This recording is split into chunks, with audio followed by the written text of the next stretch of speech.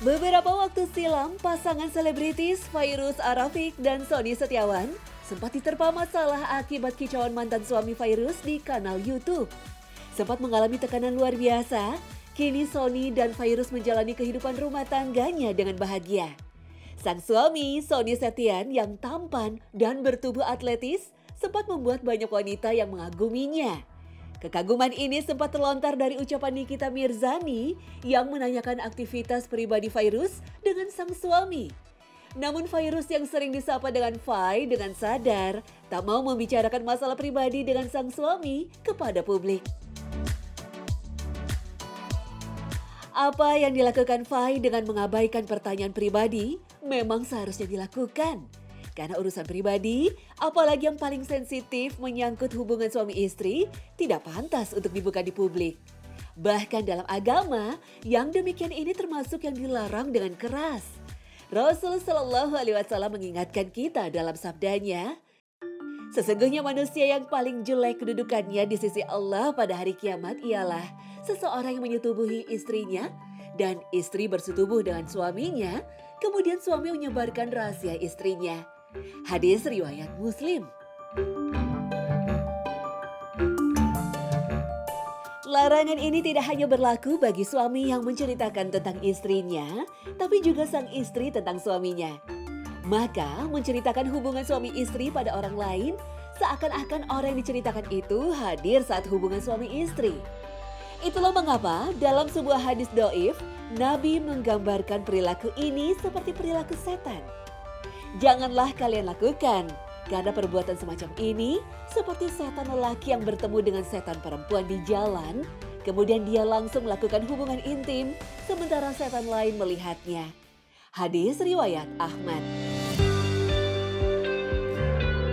Pasangan Sony Fairuz atau Son Fai ini belakangan memang sedang merasakan kebahagiaan luar biasa karena Fai tengah hamil.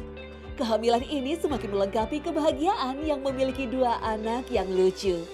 Bahkan meskipun Sony merupakan ayah sambung dari King Fahz Arafiq, pasangan ini tetap kompak memberikan pendidikan dan pengajaran agama kepada anak-anaknya.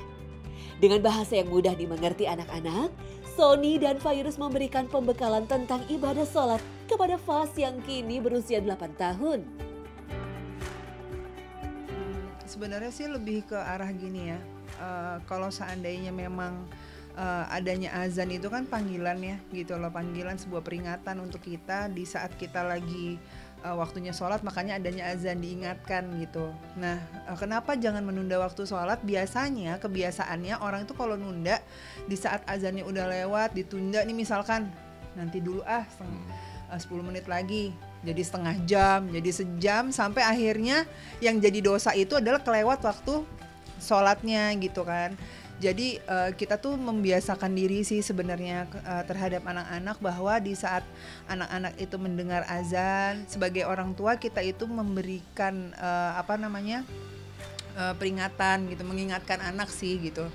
Abang sholat ya, ini kan udah waktunya sholat. Jadi biar dia terbiasa tahu bahwa di jam-jamnya waktunya sholat, dia harus sholat. Pengertian ini tuh memang harus ditanamkan sejak usia dini ya, apalagi agama segala macam, tapi ngasih pengertiannya ke anak-anak tuh dengan baik.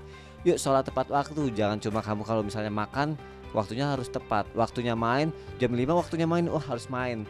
Terus kalau misalnya waktunya tidur, harus tidur nih, waktunya jam segini harus tidur. Tapi kenapa kalau sholat harus ditunda-tunda gitu. Jadi yuk kalau sholat aja ini tuh sesuatu yang lebih besar, karena urusan kita tuh sama Allah.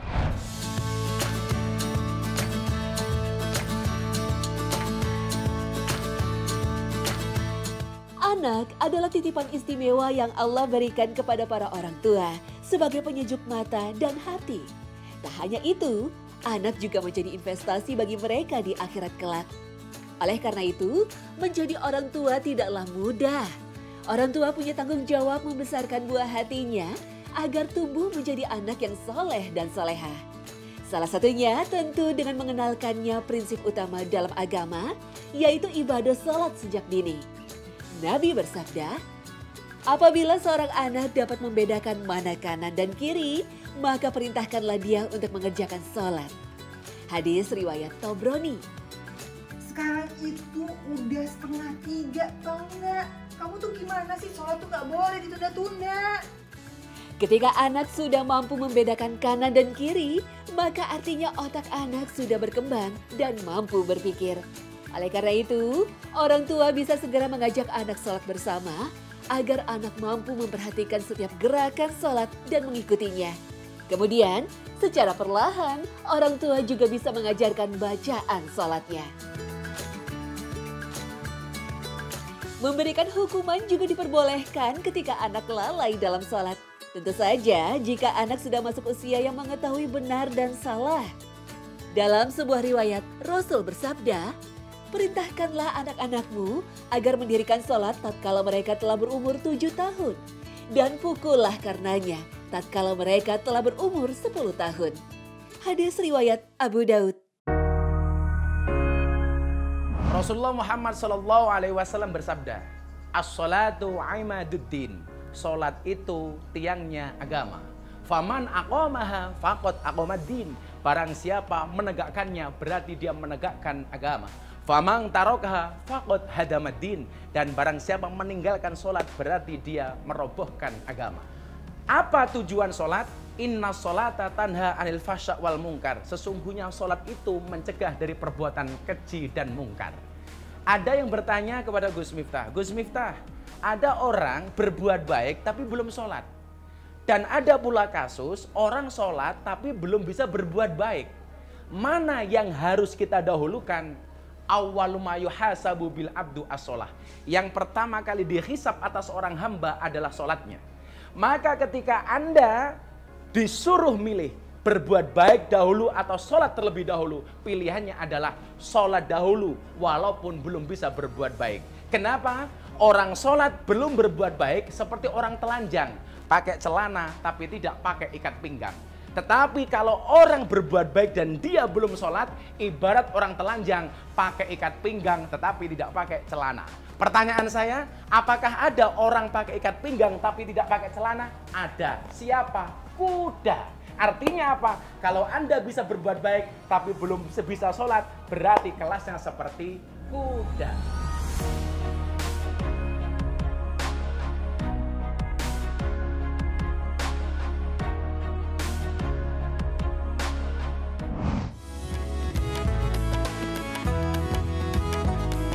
Dan yang terpenting, orang tua mampu menjadi tauladan dari anak-anaknya. Anak tentu lebih mudah meniru kebiasaan sholat tepat waktu dari orang tuanya, ketimbang hanya dari perkataan.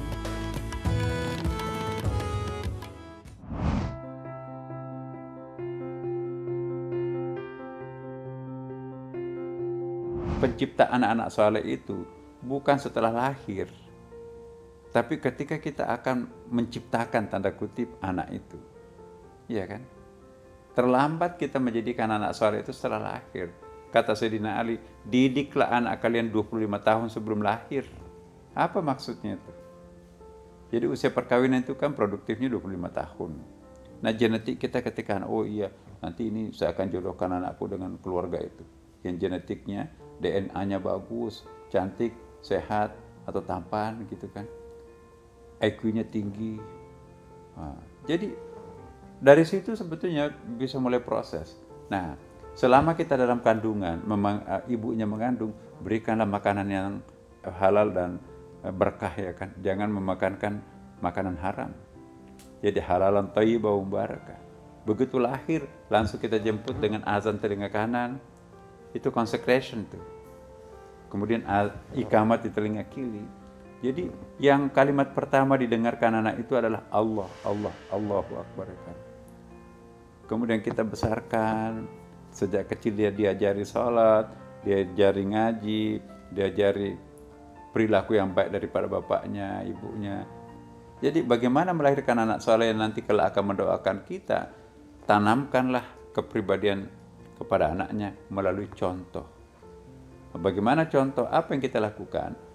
Maka itu nanti akan ditiru oleh anak kita sendiri. Kalau kita perokok, jangan harapkan anaknya nanti tidak merokok. Kalau kita nggak pernah salat, bagaimana mungkin anak kita bisa salat? Jadi lakukanlah sesuatu yang kita akan orderkan kepada anak itu sendiri. Kematian tidak pernah menjadi penghalang untuk berbuat baik kepada kedua orang tua. Itu hadis Nabi. Waladun salih yad'u lahu. Anak yang selalu mendoakan orang tuanya itu akan bertajassud, menjelma menjadi parcel yang menghibur orang di alam barzah di sana. Jadi kalau kita nggak pernah mendoakan orang tua kita di alam barzahnya, itu gigit jari, kecewa. Padahal hartanya yang kita pakai kan, mobilnya yang kita pakai, rumahnya kita warisi kan, perusahaannya pun juga kita ambil alih, gaji pensiunnya kita yang lanjutin. Subhanallah. Kita tidak pernah mendoakan orang tua. Bagaimana mungkin kalau kita wafat nanti anak kita mendoakan kita kan? Apa yang kita tanam, itu yang kita akan panen. Apa yang kita contohkan kepada kedua orang tua, maka itu yang dilakukan anak. Kalau kita nggak pernah menziarahi makam orang tua, nggak pernah mendoakan orang tua, jangan harap anaknya nanti akan melakukan hal yang kebalikannya itu. Pasti akan mirip dengan itu juga. Jadi, ibda' binafsik, mari kita mulai dari diri kita sendiri.